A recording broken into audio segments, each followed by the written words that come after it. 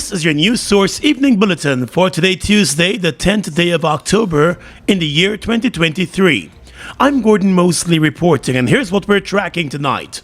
Chief Education Officer Saddam Hussein today told the Mahdia Commission of Inquiry that the Region 8 Regional Education Officer Annesta Douglas was reassigned after it was found that she failed to submit a report to the Education Ministry on a fire inspection that was done at the Mahdia secondary dorms 3 months before the deadly fire which claimed the lives of 20 children back in May. The report, which was compiled by the officer in charge of the Mahdia fire station and submitted to the chief fire officer on the 7th of February, was reportedly copied to the then regional education officer. It identified the urgent need for fire detectors and fire extinguishers to be installed in the dorms, as well as the need for the grills to be removed from the windows of the dorms. As he took the witness box today, the Chief Education Officer told the Commission of Inquiry that upon receiving the report, Douglas should have forwarded a copy to the Deputy Chief Education Officer Administration. But that was never done.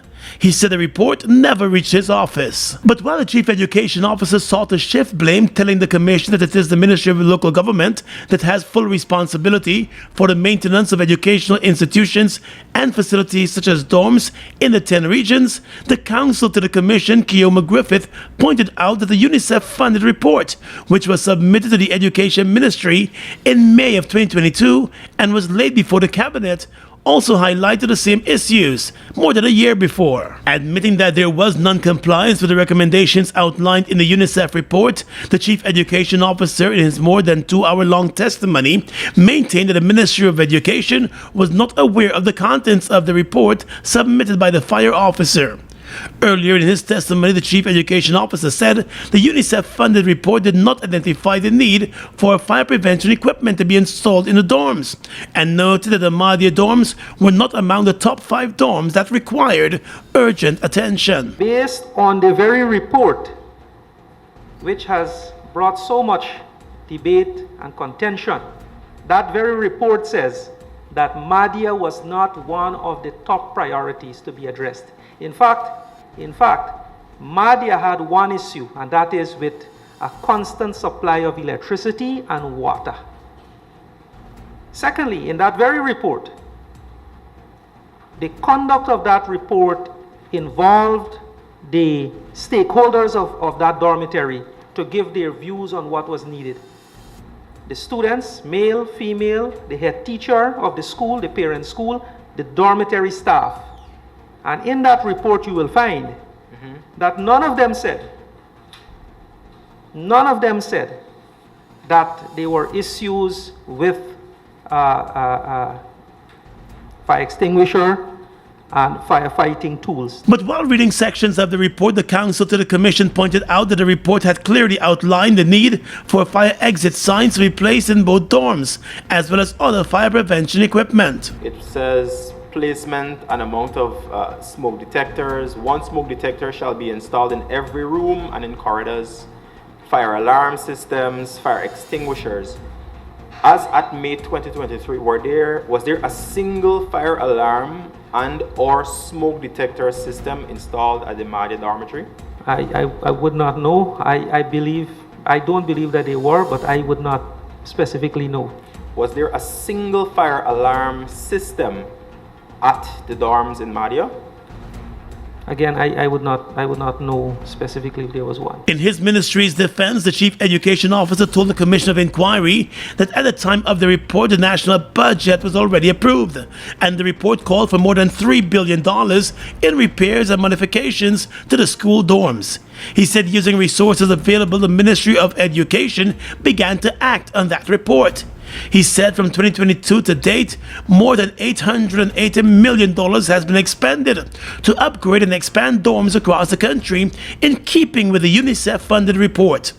All the dorms now have fire prevention features, including alarm systems and smoke detectors, as well as fire extinguishers.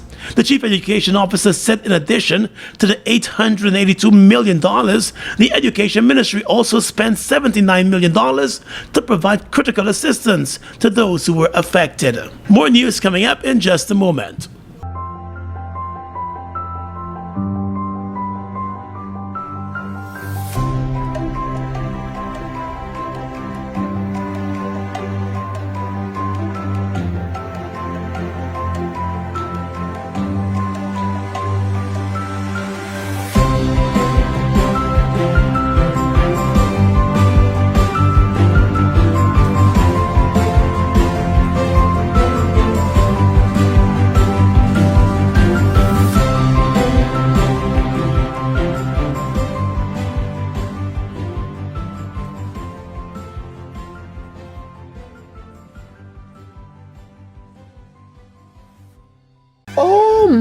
Lord, I just love to shop in this store. My customers, them gonna love all these things.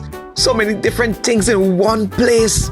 Household items, electronics, toys, stationery, confectionery, exercise equipment, shoes and clothes for men, women and children, school things, costume, jewelry, perfume, makeup. Oh, look the makeup. Giftland Office Max, Guyana's favorite department store.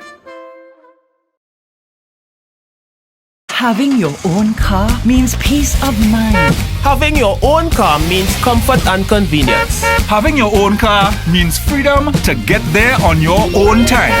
It's Deal on Wheels at Republic Bank. It's time to get that new vehicle or upgrade to a better one with Republic. Super low rates and low down payment. Up to 8 years to repay and great prizes. Come in to Republic Bank today.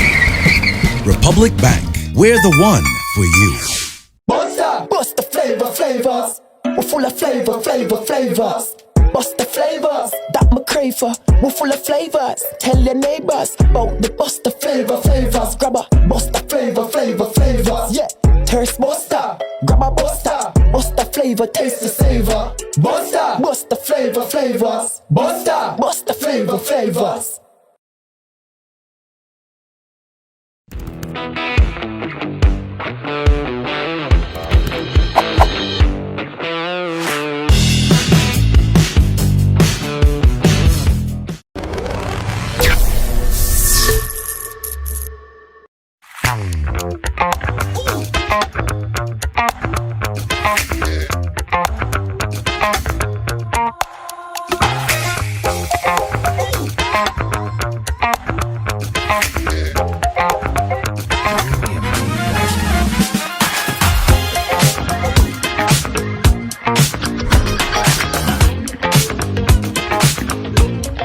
Continuing now with the Commission of Inquiry hearings, the former Permanent Secretary of the Ministry of Home Affairs, May Toussaint Jr. Thomas, appeared before the Madia Dorm Fire Commission of Inquiry today.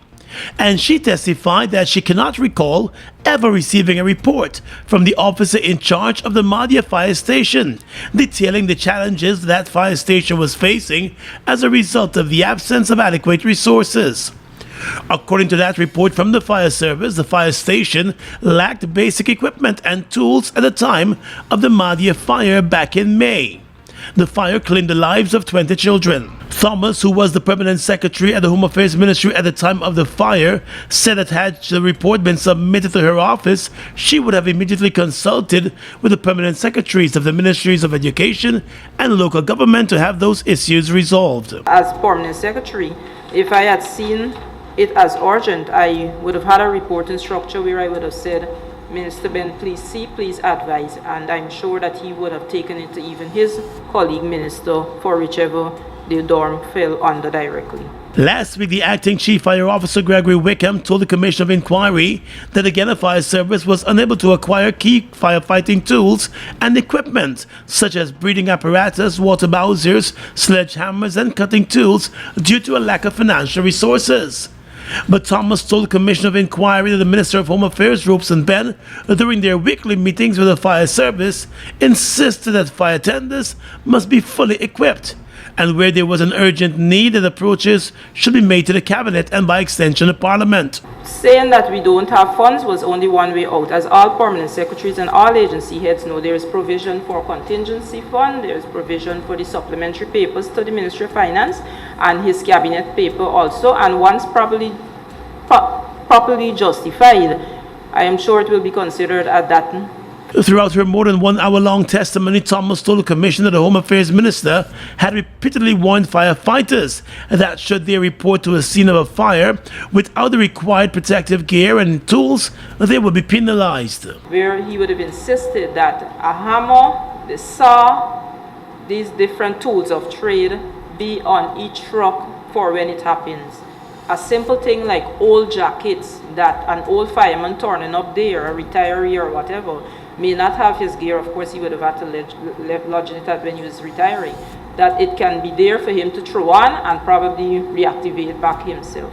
Thomas made her appearance today before the Commission of Inquiry after being summoned. She had failed to show up on previous occasions. She currently serves as the Permanent Secretary at the Ministry of Labour.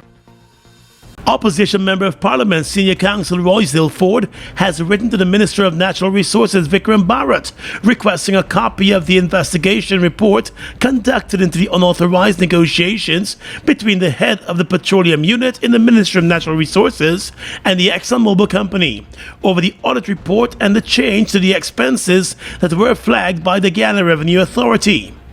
In the letter to the Natural Resources Minister, MP Ford is also requesting the employment contract for the head of the petroleum unit, Bobby Gasai, who the government has blamed for the audit controversy. Additionally, Ford is requesting information on the actions that might have been taken by the Ministry of Natural Resources in response to the unauthorized negotiations, including disciplinary actions, policy changes, or any other measures implemented to prevent similar incidents in the future. Mr. Ford said exposing any wrongdoing and securing the integrity of policies and systems to protect the nation's patrimony are crucial for maintaining public trust and confidence in the transparency of government operations. He has asked for the requested information to be made available to him within 7 days to allow for a thorough review. The opposition MP, who also serves as the Shadow Minister of Legal Affairs, has also written to the Commissioner of Information, Senior Counsel Charles Ramson Sr., requesting information on Gosai's contract with the government of Guyana. The Ministry of Natural Resources has laid full blame for the oil audit controversy at the feet of the head of the petroleum unit, Bobby Gosai. The controversy erupted after information became known that the Ministry of Natural Resources, through the petroleum unit, had slashed the $214 million in questionable oil costs to just over $3 million. It was the Guyana Revenue Authority in its audit that flagged the $214 million that Exxon was claiming. The reduction was reportedly done after a meeting between Exxon and the petroleum unit's head. In laying blame at the head of the petroleum unit for the massive reduction in questionable expenses, the Minister of Natural Resources, Vikram Bharat, in a statement said it was the head of the petroleum unit, Bobby Gasai, who advised on the reduction.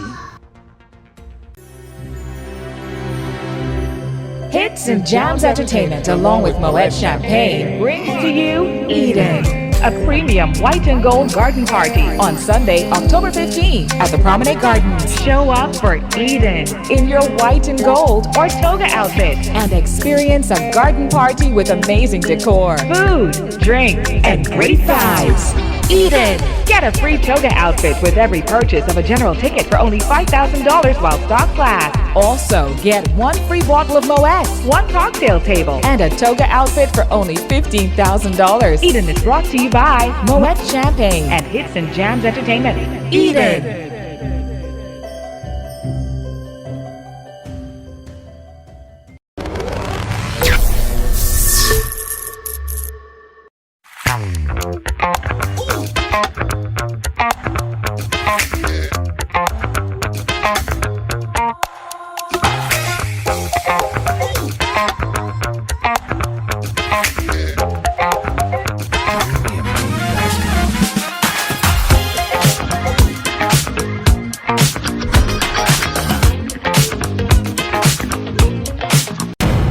Audits are a routine practice for any business, more so in the international petroleum industry.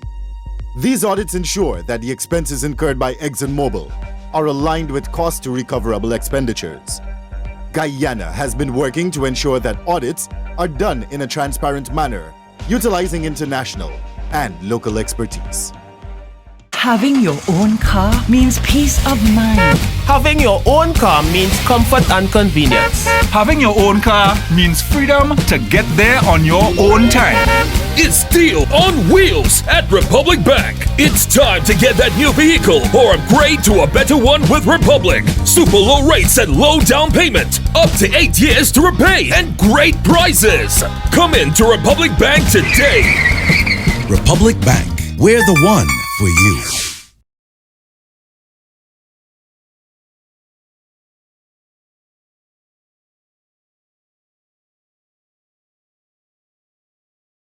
On the heels of a decision by the United Nations Security Council to send a Kenyan-led multinational security force to Haiti to restore peace and order, the Haiti support group here in Guyana mounted a protest today outside of the CARICOM Secretariat, calling on the regional body not to support an international security force moving into Haiti.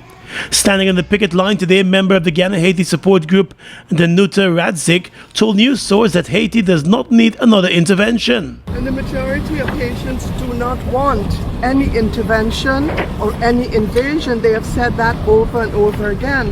There have been countless intervention and invasions of Haiti by many, by the US, by Europe early on, etc. And it has never worked. Right? And the Haitians know that these things have not worked. The UN-led intervention, however, has met a stumbling block, with a judge in Haiti temporarily blocking the Kenyan government from sending police to Haiti following the application by an opposition politician.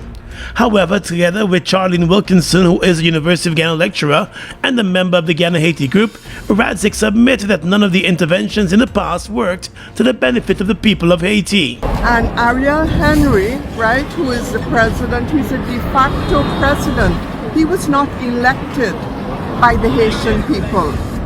And his rule has led to deterioration, where the situation just gets worse and worse in terms of violence, in terms of, kidnappings, in terms of rapes of women and girls, in terms of people having to flee their homes and where they live to try and get somewhere to safety. She said instead of supporting another invasion of Haiti, CARICOM should push for a transitional representative government that would ultimately facilitate free and fair elections. Haiti is a member of CARICOM. Well, CARICOM should abide by the wishes of the Haitian people. And what the Haitian people have said, and this is over a long period of time where the situation is getting worse and worse, is what they need is a transitional representative government, so it can stabilize the country and then lead to free and fair elections, and elections free from fear.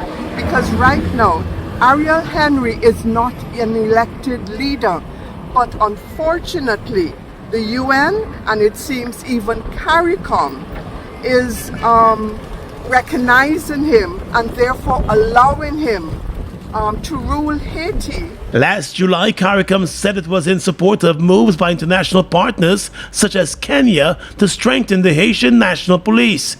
At the time, the CARICOM leaders also welcomed a statement by the Prime Minister of Haiti, Ariel Henry, that he will not seek election, but will head a transition government to secure the arrangements to transition the country from the security and humanitarian crisis until the holding of credible, free, and fair elections. A CARICOM eminent persons group has also been working with the government of Haiti and stakeholders in an effort to find a Haitian-led solution to the crisis. Well, the National Data Management Authority, the NDMA, has discovered and blocked several attempts to hack the Guyana government's database. That was done earlier this year, but the agency denies that there was a successful cyber espionage campaign. The announcement from the National Data Management Authority follows a report by researchers at the Slovakia-based cybersecurity firm ESET. The researchers identified malicious activity within Guyana's networks in February of this year. But the NDMA, in a statement, said its cybersecurity division has indicated that no successful cyber espionage malware was found on the government of Guyana's network. According to the NDMA's General Manager, Christopher Dean, matters of cybersecurity and potential threats to Guyana's digital infrastructure are taken seriously. He said a comprehensive investigation is now underway. He said, based on information currently available, a spear phishing attempt was made against a government ministry. The security systems, he noted, intercepted the attempt and nullified its effects. The NDMA said even as its investigations continue, it has made contact with a cybersecurity firm that made the claims to gather additional information and to verify the data shared and to ascertain the firm's source. However, it has not received any information so far from that firm. The data management body said even as ongoing inquiries continue into the alleged incident, the NDMA remains resolute in its mandate to promote safe cybersecurity practices within government ministries and agencies. In keeping with international best practices, the NDMA said it operates both a 24/7 Security Operations Center, which provides 24-hour technical support on cybersecurity issues to the government, and the Guyana National Computer Incident Response Team, which serves as a valuable resource for threat response and incident handling. The NDMA said the motive of the cybersecurity firm that made the claims must also be questioned. The 26-year-old truck driver who slammed into a 63-year-old female security guard on Sunday morning, resulting in the woman's death, has been charged for causing death by dangerous driving. The accused, Sharia Natram of Supply East Bank Demerara, appeared in court this morning, where he pleaded not guilty to the charge. He is accused of driving the truck in a dangerous manner that resulted in a deadly accident that left the woman, Patricia Hudson, dead. Magistrate Fabio Azor granted the accused bail in the sum of $1 million. He was also charged for operating an unlicensed motor vehicle, operating an uninsured vehicle, and having a vehicle that is also uncertified. On those charges, he was granted bail in the sum of $25,000 each. The incident took place on Sunday morning at the Ogle Public Road. A police report indicated that a woman was standing at the side of the roadway waiting to cross when she was hit down and crushed by the truck that had jumped a red light. The driver reportedly told investigators that he could not get the truck to stop after noticing the light changing to red. He claimed that he changed lanes, which resulted in the speeding truck slamming into the woman who was on her way to work. The case will continue in the month of November.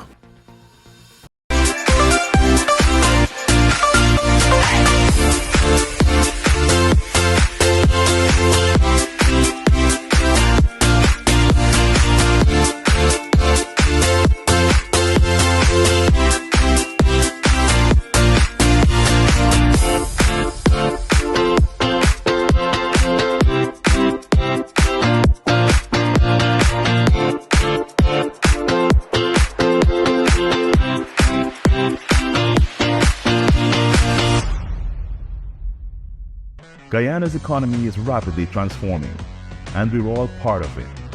Guyoil is at the forefront of this development by providing reliable and efficient energy and supporting community development from the very core. 100% of Guyoil's profit goes back to building schools, roads, and other important infrastructure that connects our cities and towns, providing fuel to domestic, marine, industrial, and aerial transportation. Guyoil has now repositioned itself as a market leader in the petroleum industry, building a better future for all of us. Sorry. Jack? Hey. Boys, where you going with all that speed? Yeah, today's the 15th. My NIS contributions are due, and I ain't even get the forms as yet. Hold on. You mean to tell me that you're not aware that all self-employed persons can now make their NIS contributions using the MMG app from the comforts of their homes and offices? Really? I just pay my bills using MMG, Yes, Jack, and the thing's simple. All you have to do is open the app, select Pay Bills, Government Services, NIS, and Pay. They will prompt you to enter your NIS number, the month you're paying for, and the amount. So I don't need to submit any form? The only time you submit in a form is when you're making a claim. Wait, I could make a claim too? Oh no, man, you didn't know that? Yes, all self-employed persons are entitled to all benefits from NIS. Well, except for the industrial benefits. And here's the good part. All of their forms, you can download them from the NIS website. Well, girl, I'm really glad I bumped into you. Anyhow, make sure you pay your bills later. Later? I gotta sit down right here and pay my contributions first. Take care. For further information, please visit the website at www.nis.org.gy,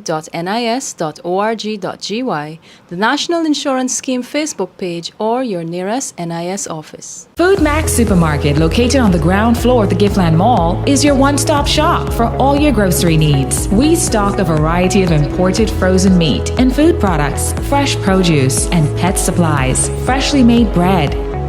Rotisserie chicken and patties are also available daily.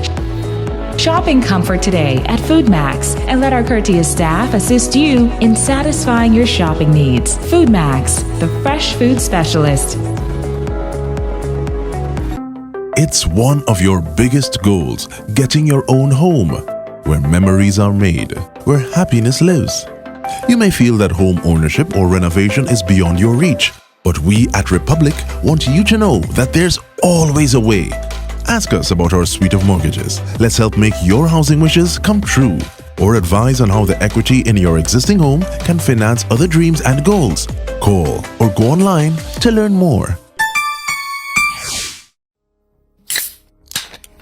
Look who's in the mix now. The new Buster Soda Water. 0 calories, 0 sugar, 0 artificial flavors. 100% refreshing. Taste Buster Soda Water today. Buster Soda Water. Now available for only $120.